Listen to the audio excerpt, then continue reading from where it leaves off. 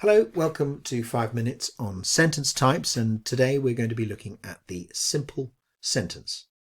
The simple sentence, which we would say would consist of just one independent clause. That's one clause that can stand on its own, and that can be quite small. It could be as simple as a subject and a verb. A sentence like, we laughed, for example. We, there, would be the subject and laughed would be the verb. That is a complete grammatical sentence. We can usually say, therefore, that simple sentences only contain one verb, except where the verbs, if there are more of them, all share a single subject. So if we took that sentence I've just written out, we laughed, and then we add a bit more to it, like sang and maybe drank and danced. Sounds like an exhausting night.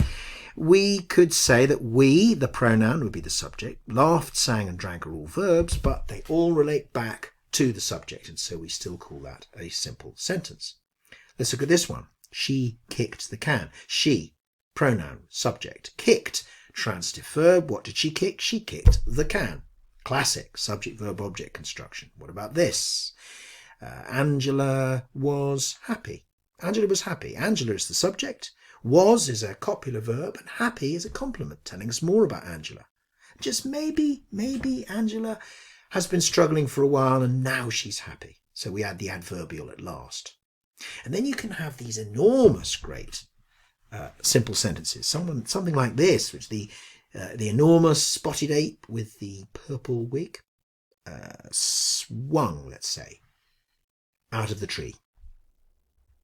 It looks like quite a big sentence, doesn't it? But in fact, you'll see that the subject, the enormous spotted ape with purple wig, is really the long bit, and that's actually just a phrase. And then you have the verb swung, and then you've got the adverbial out of the tree. It is a simple sentence.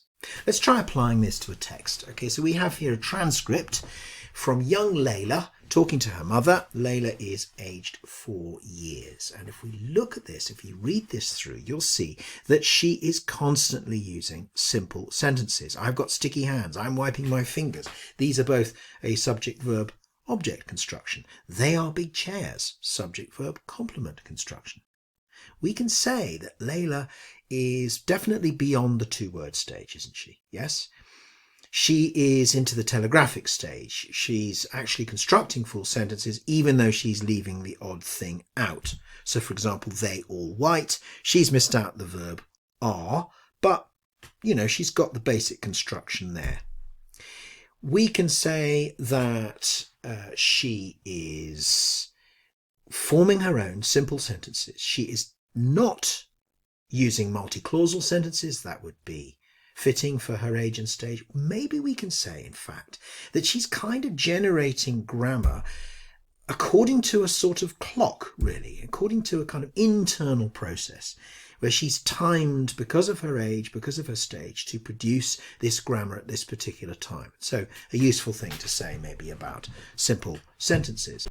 So let's look at a more literary text. This is the first sentence of a novel. My name is Kathy H. The novel is Never Let Me Go by Kazuo Ishiguro. Subject, verb, complement. Why? Why does Ishiguro choose to start this way? Well, it is typical of the narrator. Kathy often has this voice, which is quite simple in style, quite unemotional, quite pared back, quite plain. And there is a very particular reason for that, to do with who she is, or indeed what she is, which I don't want to give too much away. If you were to read the book, you would discover more. And then, of course, there is this issue to do with Kathy H. So even though it's a simple sentence, he's managed to squeeze in that sort of point of intrigue, really. Why isn't she Kathy with an actual surname? Why is she Kathy H? Here is Frankenstein by Mary Shelley, and here is the simple sentence, I am interrupted. Quite dramatic, using the present tense. And here Mary Shelley is, just towards the end of the novel, shifting style. It is the point where Walton, the frame narrator, is about to meet the creature for the first time, and having talked in lots of long flowing sentences, here that simple sentence points up this dramatic occurrence which is about to take place. So there we are, simple sentences. Thanks very much.